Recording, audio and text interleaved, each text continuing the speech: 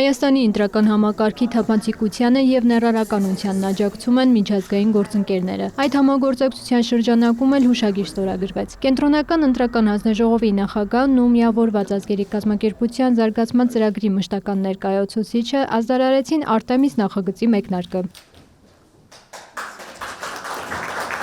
Միջոցառման ներկա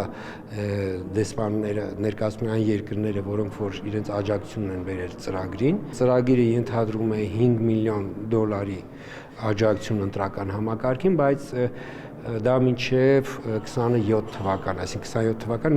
այս փուլում, այսինքն խորհրդանական ընտրություններին ընդառաջ միջազգային աջակցությունը $3 միլիոն է կազմում։ Հուշագիրը միտված է բարելավելու Հայաստանի ընտրական համակարգը 2026-ի խորհրդանական ընտրություններին ընդառաջ։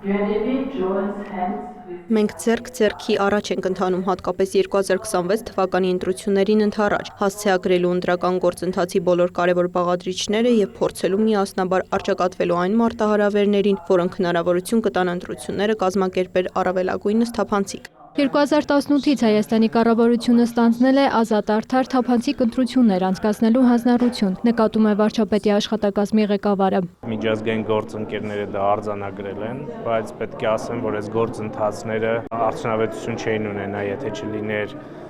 այստեղ ներկայացված գործընկերների աջակցություն այս տարիների ընթացքում։ Եվ այս հուշագրի ստորագրումը նախ դա է վերահաստատում, նաև ցույց է տալիս, որ այդ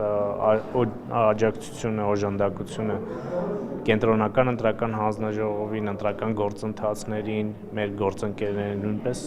կարևորում են, արձանագրել են, որ այն միջոցները, որոնք նրանք նախկինում տրամադրել են, իրենց նպատակին ծառայել են։ Իսկ միջազգային գործընկերները ընտրական գործընթացներում Հայաստանի աշխատանքը բարձր են գնահատում։ Ինչ սովորել ու ինչ ստանալ գործընկերներից։ Կարծում եմ դա է հայ ժողովրդի և Հայաստանի կառավարության ընտրությունը։ Կարծում եմ նաև, որ Եվրամիության հետ էլ Հայաստանը ինտեգրման բավականին մեծ ճանապարհ է անցել։ Մեծ ներուժ կա համատեղ աշխատելու տնտեսական ոլորտում, այդ թվում թափանցիկության ներառականության մասով։ Վիզային ռեժիմի ազատականացման գործընթացը ևս, որը Հայաստանը սկսել է, կարծում եմ մեծ ներուժ ունի երկու տարածաշրջանները միմյանց ավելի մոտեցնելու համար։